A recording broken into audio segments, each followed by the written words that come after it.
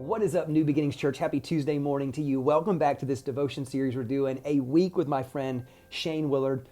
This week we're just kind of talking about the Lord's Prayer. You're redoing the series on the Lord's Prayer. Yesterday we talked about how God is as close as the air I breathe. That is a very different way of thinking about God and our relationship with Him. But as I remember it, the way it goes is, Our Father who art in heaven, hallowed be thy name. Is there something about hallowing the name?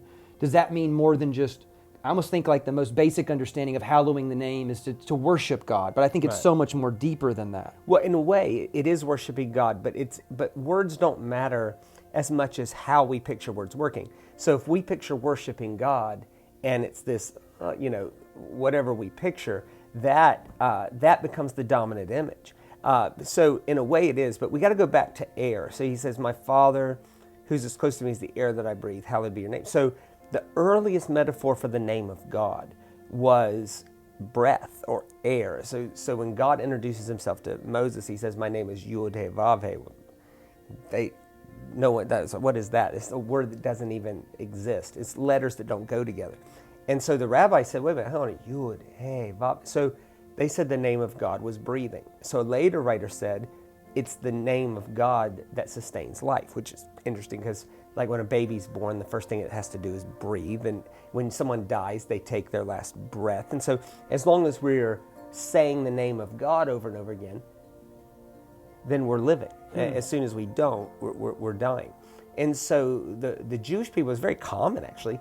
They had a phrase called hallowed be your name, or to hallow the name was actually the phrase, to hallow the name. Now to hallow the name was a commitment to use God's breath to the fullest possibilities that breath brought to you. So it's like the opposite phrase was to profane the name. So to profane something is to treat something that's sacred as if it's common. It doesn't mean necessarily cursing like with your mouth, although like words can be used to bless people, but if you use those words to curse people, that's profane. But there's a way you could never swear with your mouth, but your whole life is a swear word. Like so for Jesus to say, my Father who's as close to me as the air that I breathe, hallowed be your name, was a Jewish way of saying, right now, I commit today to using the 24-hour gift of God's breath that has been given to me. Because anything that's been given God's breath is considered holy. So the first thing God breathed on in Scripture is dirt. We come out of that.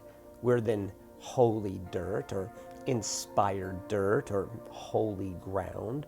Sometimes we're next looking for the next piece of holy ground, but that's again what Jesus came against in the first sentence, which is we don't want to see God as existent, rather indwelling or insistent. And he said, look, here's what I'm going to do. Here's how you relate to God. This is how I do. I'm going to acknowledge that everything comes from God and he's as close to me as the air that I breathe.